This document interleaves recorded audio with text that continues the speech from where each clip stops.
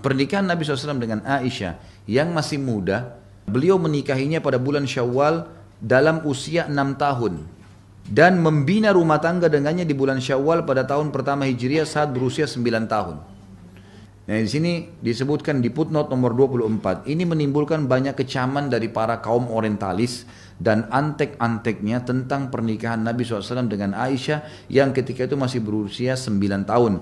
Namun para ulama telah mengembalikan kecaman dan anak panah mereka pada leher mereka sendiri. Sebagaimana telah menjadi ketetapan bahwa pernikahan Nabi SAW dengan Ummul Mukminin Aisyah adalah berasal dari perintah Allah. Sebagaimana disebutkan dalam hadis, sesuatu yang berasal dari Allah maka itu memiliki hikmah yang banyak dan besar. Di antaranya Nabi SAW harus menikah dengan gadis belia agar ia bisa mengemban tugas dakwah dan menyampaikannya setelah kematiannya. Apalagi sudah dekat masa kematian Nabi SAW. Kan Nabi waktu menikah dengan Aisyah itu sudah di umur 53 tahun ya. Nabi SAW meninggal umur berapa? 63. Jadi cuma fase 10 tahun hidup dengan Nabi SAW. Dan ini fase kaderisasi. Makanya riwayat-riwayat kalau dari perempuan paling banyak dari Aisyah radhiyallahu anha. Bahkan setelah Nabi SAW meninggal, umur beliau itu masih ada ulama mengatakan 17-18 tahun. Tapi menjadi ulamanya sahabat. Sampai banyak sahabat yang bertanya terutama berhubungan dengan masalah hubungan rumah tangganya Nabi SAW. Keadaan rumah, hukum-hukum wanita, haid, nifas, hukum berhubungan biologis, bermesraan dengan Nabi SAW. Ini semua dari Aisyah radhiyallahu anha. Ini salah satu di antara hikmahnya, sebab Ummul Mukminin Aisyah tergolong sahabat yang paling banyak meriwayatkan ucapan dan perbuatan Nabi SAW. Dialah yang menyampaikan kepada umat tentang kehidupan Nabi secara khusus berupa qiyamul lail, tidur, sholat, pekerjaan di rumahnya, kehidupan rumah tangga dan banyak lainnya. Ini tidak dimiliki oleh seorang pun dari istri-istri yang lain seandainya ia berusia tua. Niscaya ia mati selang beberapa waktu dari kematian Nabi SAW. Bersamaan dengan itu pula lenyapnya mayoritas sunnah dan berita tentang kehidupan Nabi SAW. Jadi ternyata betul di antara istri Nabi SAW termasuk Aisyah ini istri Nabi yang paling lama meninggal dunia. Karena masih muda. Dan dengan itu umat banyak mengambil pelajaran dari Aisyah radhiyallahu anha. Beliau Nabi Muhammad SAW tidak menikah dengan satu gadis pun selainnya. Dan wahyu tidak pernah turun pada beliau saat berada di selimut wanita selainnya. Maksudnya pada saat berada di rumah wanita lain tidak pernah wahyu turun. Tapi kalau di rumah Aisyah wahyu sering turun. Gitu kan? Ini menandakan memang ada hukum tersendiri yang Allah inginkan pernikahan Nabi SAW dengan Aisyah. Aisyah adalah wanita yang paling dicintainya dan pembebasannya turun dari langit ketujuh. Sudah tahu masalah ini ya? Jadi pernah waktu Nabi SAW pulang dari perang Bani Mustalik namanya. Perang ada satu suku namanya Mustalik. Itu Nabi SAW pulang ternyata waktu pasukan lagi istirahat. Aisyah radhiyallahu anha ini rupanya punya hajat. Orang zaman dulu maaf kalau buang kencing, mau buang air besar pergi ke padang pasir. Kan ini istirahat tengah padang pasir ya. Maka Aisyah pun radhiyallahu anha keluar dari gerandahnya. Waktu dia kembali pasukan sudah jalan. Sahabat ini pikir Aisyah ada di dalam. Karena 4 orang yang pikul jadi tidak terasa bebannya. Karena Aisyah juga badannya kecil gitu kan. Maka pada saat Aisyah radhiyallahu anha kembali di situ ternyata pasukan sudah jalan. Aisyah radhiyallahu anha pun turun duduk di atas sebuah batu gitu kan. Dan pada saat itu sudah turun ayat hijab. Maka beliau sudah menggunakan cadar gitu. Kata Aisyah, saya pun membuka cadar saya untuk menghirup udara gitu kan, lebih ini karena sambil menunggu orang. Ternyata di pasukan Nabi SAW ada satu sahabat mulia namanya Safwan. Safwan ini orang yang sangat mulia, orangnya tidak pernah ganggu-ganggu perempuan, orangnya baik sekali, gitu kan. Dan dia tugasnya karena amanah orangnya di pasukan itu Nabi SAW suruh dia terlambat. Jadi dia selalu terlambat, nanti pasukan jalan dilihat dia jalan terakhir. Nanti kalau ada pedang yang jatuh diambil, ada kendi air diambil. Tugasnya dia itu, ngumpulin barang-barang yang tertinggal. Baik. Waktu Safwan melihat Aisyah radhiyallahu anha dari jauh, kata Aisyah, dia pun mengenalku karena dia mengenal wajahku sebelum turun ayat hijab. Gitu kan? Maka dia pun berkata, Inna lillahi wa inna ilaihi raji'un. Lalu mendekatkan untanya ke arahku tanpa melihatku. Enggak memandang apa-apa nih. Dan Aisyah sudah paham, unta itu disuruh duduk, maka Aisyah betul disuruh naik ke atas. Karena Aisyah termasuk yang ketinggal di dalam perang ini, harus dibawa gitu kan. Maka Safwan punya tugas, dinaikkanlah. Kata Aisyah, sepanjang jalan tidak pernah Safwan ngomong satu kalimat pun, saya pun tidak bertanya. Ini kadang-kadang ini sekalian pelajaran Bapak Ibu sekalian. Kalau tolong orang jangan tanya kamu kenapa terlambat, kamu di mana, nggak ada urusan. Sekalian kenalan, ini nggak ada. Nah iya, ini pelajaran. Karena kalau membantu orang ya bantu orang, gitu kan? Subhanallah, pasukan Nabi SAW istirahat di satu tempat lagi, ya kan? Di kejauhan. Nabi SAW biasanya kalau perang memang membawa salah satu dari istri beliau. Nah kebetulan waktu itu Aisyah yang ikut kan, radhiyallahu anha. Nabi SAW biasa kalau lagi istirahat, istrinya turun dari geranda, bantu siapin makanan, layanan seorang istri kepada suaminya. Maka Nabi SAW lihat tidak ada Aisyah. Mana Aisyah? Sahabat pergi ke geranda, wahai Aisyah, Ummul Mukminin, nggak nyaut. Berapa kali nggak nyaut, dibuka gorden nggak ada. Tersebar berita waktu itu, Aisyah ditangkap oleh musuh. Satu pasukan nih tersebar, gitu kan? Luar biasa beritanya tiba-tiba.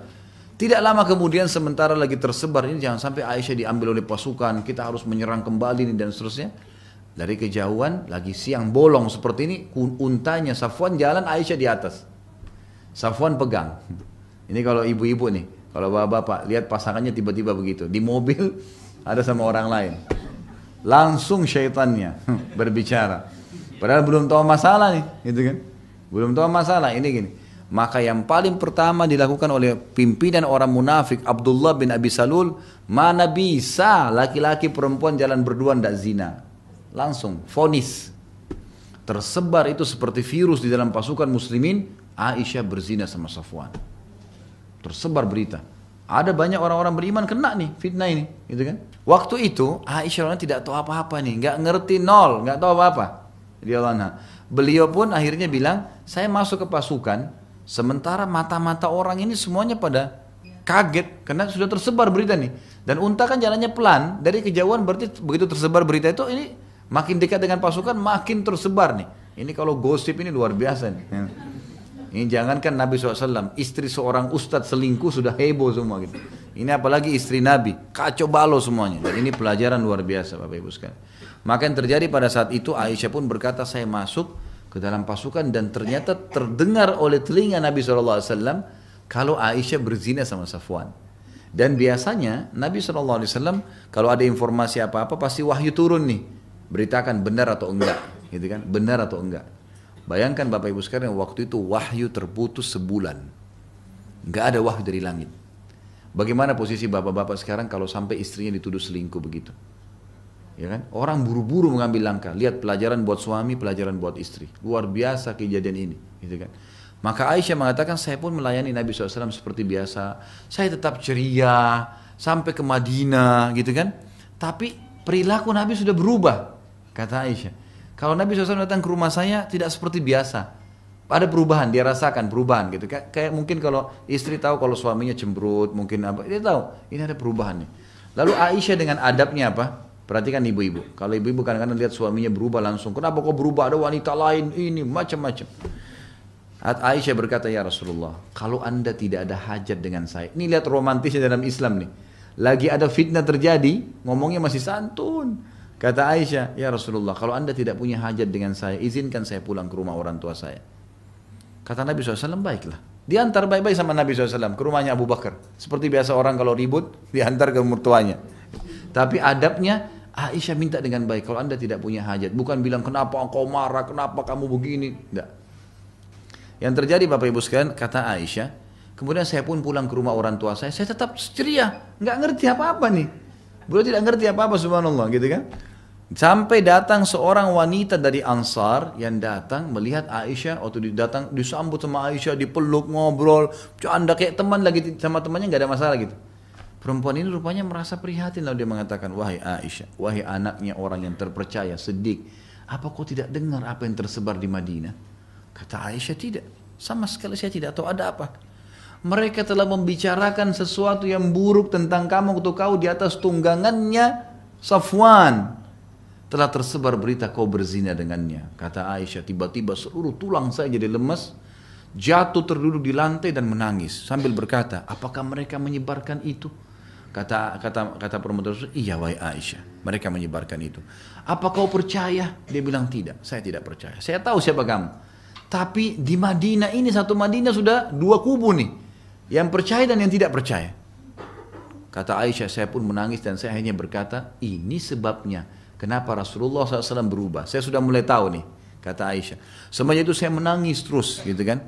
Nabi SAW tunggu wahyu untuk memberitahukan ini benar atau salah nih, tapi sebulan gak ada wahyu. Nabi SAW coba beristihad. Hari demi hari berdoa, belum ada datang wahyu. Sampai puncaknya setelah sebulan, Nabi SAW sudah pisah rumah sama Aisyah, gitu kan. Tapi mengunjungin iya, gitu kan. Tapi di rumah sini. Maka setelah disampaikan oleh wanita dari Ansar tadi, Aisyah sudah merasa tahu, oh ternyata ini masalahnya. Nabi SAW rupanya waktu itu tidak mengunjungi Aisyah, tapi Nabi SAW lagi mengumpulin sahabat dari sahabat Muhajirin dan Ansar di masjid beliau. Lalu beliau mengatakan, kenapa ya ada orang yang menyakiti aku di keluargaku, menuduh keluargaku sesuatu yang tidak benar dan aku tidak tahu kecuali kebaikan darinya, dan menuduh salah satu sahabatku, maksudnya Safwan, orang yang sangat takwa kepada Allah. Kenapa ada orang sebarin berita ini nih? Semua orang di Madinah tahu penyebarnya adalah kepala munafik, Abdullah bin Abi Salul. Tapi adabnya Nabi, Bapak Ibu sekalian, dalam Islam begitu. Kita kalau benci pun sama seseorang, jangan sebutin namanya. Nabi SAW tidak bilang, ini si fulan nih, enggak. Padahal Nabi SAW, Nabi, Raja, bisa ambil keputusan pada saat itu. Mungkin kalau Raja sekarang itu main hukum sembarangan saja gitu kan. Lalu rupanya sahabat ini sudah tahu nih, siapa yang dimaksud. Orang ini Abdullah bin Abi Salul, kepala munafikin dari suku Khazraj namanya. Di Madinah dulu ada dua suku Arab Madinah yang nanti namanya Ansar, Aus dan Khazraj, dua suku ini. Nah, Aus dan Khazraj ini, dari Khazraj itu ada Abdullah bin Abi Salul nih, kepala munafikin yang buat fitnah. Maka tiba-tiba berdiri orang dari Aus, dari suku yang satu, mengatakan, ya Rasulullah, kami tahu siapa yang Anda maksud. Perintahkan kami tebas lehernya. Ini dari Aus nih. Berdiri satu orang dari Khazraj, dia tahu siapa yang dimaksud nih. Ini sudah mulai muncul fitnah besar, suku sama suku sudah mulai perang nih. Kata si dari orang Khazraj ini kepada Aus, demi Allah, kau tidak mengucapkan itu kecuali karena kau tahu dari suku kami. Kenapa kau berani mau tebas lehernya? Ribut nih. Berdiri lagi satu orang dari Aus, dihardik lagi yang tadi yang satu nih, yang terakhir. Dikatakan, kamu munafik, kenapa kau bela dia? Ini menyakiti Rasulullah, tebas lehernya, ribut nih. Waktu Nabi SAW lihat ribut sahabat, turun dari mimbar. Nabi diam, gak ngomong apa-apa. Ini tambah besar fitnahnya. Sahabat pun saling ribut nih. Ini luar biasa gitu kan. Maka Nabi SAW pun menuju ke rumah Abu Bakar. Ini sekarang keputusan terakhir nih. Wahyu belum turun. Beliau datang ke rumah Abu Bakar. Setelah salam sama Abu Bakar mertuanya, gitu kan. Kemudian beliau datangi Aisyah. Aisyah lagi nangis, gitu kan. Rupanya di sini Aisyah sudah tahu berita. Awalnya tidak seperti itu. Lalu kata Nabi SAW, ini lihat adab seorang suami pada istrinya. Kalau informasi masih simpang siur, belum jelas, apa yang harus dilakukan? Nabi SAW duduk dekat Aisyah lalu mengatakan, wahai Aisyah, dengan suara baik, santun. Kalau kau benar melakukannya, bertaubatlah sama Allah. Allah Maha Pengampun. Kalau kau tidak lakukan, pastikan Allah akan menurunkan pembelaanmu dari langit ketujuh. Aisyah bilang, tadinya saya lemas, nangis, berhari-hari gak mau makan. Ini sampai malu rasanya mau keluar rumah nih. Satu Madinah tahu kalau ada berita tentang zina. Dia bilang, tiba-tiba saya punya kekuatan, saya berdiri dan saya mengatakan, ya Rasulullah, Anda pun terpengaruh dengan informasi itu. Artinya, luar biasa kalau sampai suami saya pun begitu. Nabi SAW diam. Kata Aisyah, wahai ayahku, Abu Bakar, tolonglah. Ya, jawab Rasulullah SAW. Jangan Rasulullah pun terpengaruh dengan berita itu. Saya nggak lakukan. Apa kata Abu Bakar? Ini ibu-ibu ambil pelajaran. Subhanallah. Orang kalau kena fitnah, sabar, Tuhannya bersama dia. Kata Abu Bakar, wahai anakku, saya tidak tahu mau jawab apa Rasulullah. Saya tidak tahu itu benar atau tidak. Kalau saya bela kamu, tujuan kamu lakukan, saya salah. Kalau saya mengatakan kau tidak lakukan, saya tidak punya bukti. Madinah sudah fitnah, suaminya sekarang juga Nabi SAW diam. Abu Bakar pun ayahnya tidak mau bela. Dia balik ke ibunya, wahai ibuku, jawablah Rasulullah SAW.